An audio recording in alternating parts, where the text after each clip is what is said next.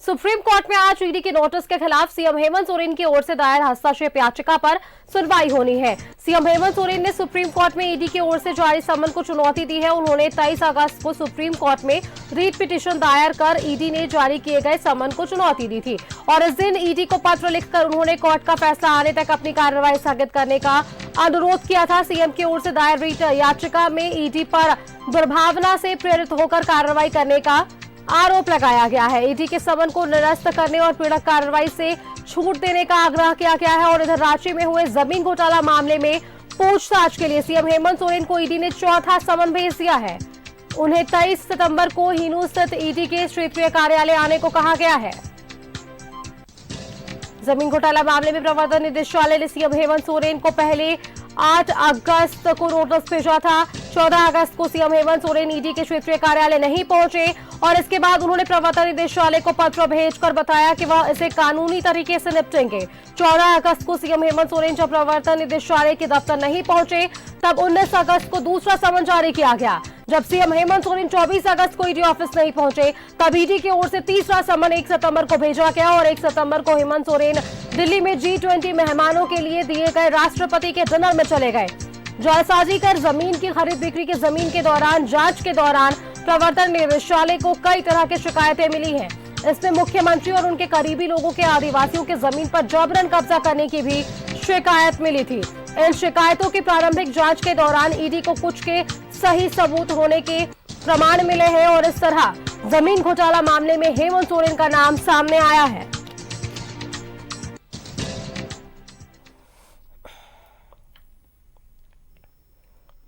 और इसी खबर पर और भी जानकारी के लिए हमारे साथ रांची से संवाददाता दीपक उरांव जुड़ गए हैं। दीपक, देखिए आज का दिन बेहद खास है मुख्यमंत्री हेमंत सोरेन के लिए। उनके रीट याचिका पर आज सुप्रीम कोर्ट में अहम फैसला होना है। दूसरी ओर ईडी ने चौथा समन भी सीएम को भेज दिया है। 23 सितंबर को उनसे पूछताछ करने के लिए उन्हें ईडी कार्यालय भी बुलाया गया है।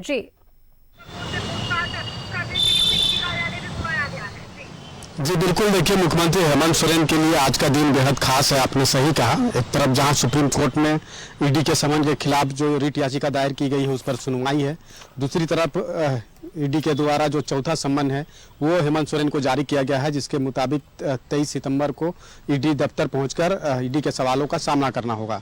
तो दो अलग अलग चीज़ें हैं। एक तो समन के खिलाफ सुप्रीम कोर्ट में रीट याचिका दायर की गई है जिस पर सुनवाई है और दूसरी तरफ जब पहला समन के बाद ही जब रीट याचिका दायर की गई थी उसके बाद भी ईडी के द्वारा जो समन जारी का जो सिलसिला है वो थमा नहीं है, लगातार समन जारी हुआ है और चौथा समन जो है वो जारी किया गया है कल, जिसके मुताबिक 23 सितंबर को ईडी दफ्तर पहुंचना है और ईडी के सवालों का सामना करना है। लेकिन जिस तरह से जमीन घोटाला मामले को लेकर ईडी की जो कार्रवाई है वो लगातार चल रहा है और ईडी को जो जानकारी मिला है उसके आधार पर ईडी के द्वारा जो पहला समन जारी किया गया था जिसके मुताबिक 14 अगस्त को मुख्यमंत्री हेमंत सोरेन को ईडी दफ्तर पहुंचना था, लेकिन ईडी दफ्तर ना पहुंचकर उस ईडी के द्वारा जो जारी समन है उसके खिलाफ जो है रीट याचिका दायर की गई। यहाँ के उससे पहले जो हेमंत सोरेन के द्वारा ईडी को पत्र भी लिखा गया था जिसमें इस बात को कहा गया था कि बेवजह जो है परेशान करने की कोशिश जो है वो ईडी के द्वारा की जा रही है और दुर्भावना से ग्रसित होकर के इस तरह की कार्रवाई जो है वो राजनीति से प्रेरित होकर के की जा रही है। तो लिहाजा ईडी अपना जो समन है वो वापस ले और इस तरह की कार्रवाई ना करे, ये जो पत्र लिख करके हेमंत सोरेन के द्वारा ईडी को भेजा गया था। उसके बाद भी जो है वो ईडी के द्वारा समन जारी किया गया और रीट याचिका सुप्रीम कोर्ट में दायर की गई है। उसको चुनौती दी गई है कि जो समन जारी किया गया जा रहा है या किया गया है वो गलत तरीका से किया जा रहा है, यानी कि मुख्यमंत्री हेमंत सोरेन का राजनीतिक छवि को यानी मुख्यमंत्री का जो चेहरा है उसको कहीं ना कहीं धूमिल करने की जो कोशिश है वो की जा रही है। इस तरह का आरोप जो है वो सत्ताधारी दल के द्वारा लगाया जा रहा है। लेकिन विपक्ष के द्वारा भी इसको लेकर के कई तरह के जो सवाल है वो खड़ा किए जा रहे हैं कि मुख्यमंत्री हेमंत सोरेन अगर वो बेदाग है, किसी तरह का उनके द्वारा कोई गड़बड़ी नहीं की गई है, तो फिर ईडी के सवालों का सामना वो क्यों नहीं कर रहे हैं। तो ये ईडी के द्वारा जैसे ही समन जारी हुआ उसके बाद ही राज्य की राजनीतिक सरगर्मी जो है वो बढ़ गई है। आरोप प्रत्यारोप का जो दौर है वो शुरू हो गया है, चाहे समन जारी होने की स्थिति में देखें या फिर जो समन के खिलाफ सुप्रीम कोर्ट जो मुख्यमंत्री हेमंत सोरेन गए हैं उसके परिस्थिति को देखें। तो लगातार जो है आरोप प्रत्यारोप जो है सत्ताधारी दल और विपक्ष के द्वारा जो ये चल रहा है। अब देखने वाली बात होगी कि सुप्रीम कोर्ट में तो रीट याचिका दायर की गई है, उसमें क्या कुछ फैसला निकलकर सामने आता है। चूंकि रीट याचिका तो दायर की गई है, उसमें हेमंत सोरेन के द्वारा इस बात का जिक्र किया गया है कि उन्हें जो है बेवजह परेशान किया जा रहा है, लिहाजा ईडी के समन को निरस्त किया जाए और जो पीड़क कार्रवाई है उसमें राहत दी जाए। अब सुप्रीम कोर्ट में जब सुनवाई होगी उसका फैसले पे ही तमाम चीज़ें स्पष्ट होगी कि क्या हेमंत सोरेन को राहत मिलता भी है या नहीं। अगर राहत नहीं मिलेगा तो जाहिर सी बात है कि जो समन जारी किया गया उसके मुताबिक ईडी दफ्तर पहुंचना पड़ेगा। अगर राहत मिलता है तो हेमंत सोरेन के लिए बहुत बड़ी राहत होगी।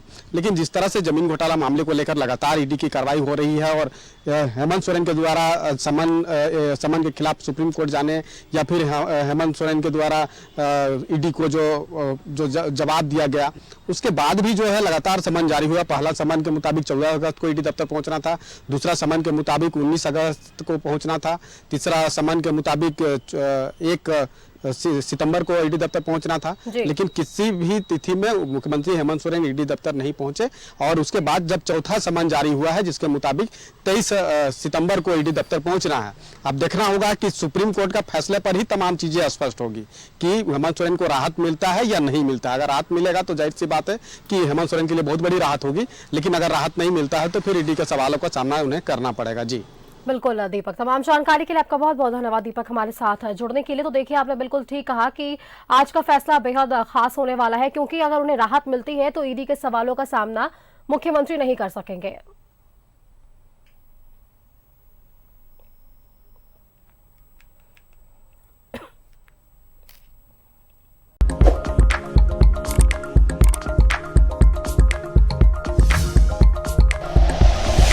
Like and share videos, subscribe करें हमारा चैनल और प्रेस करें बेल आइकॉन। न्यूज़ 11 भारत, सच है तो दिखेगा।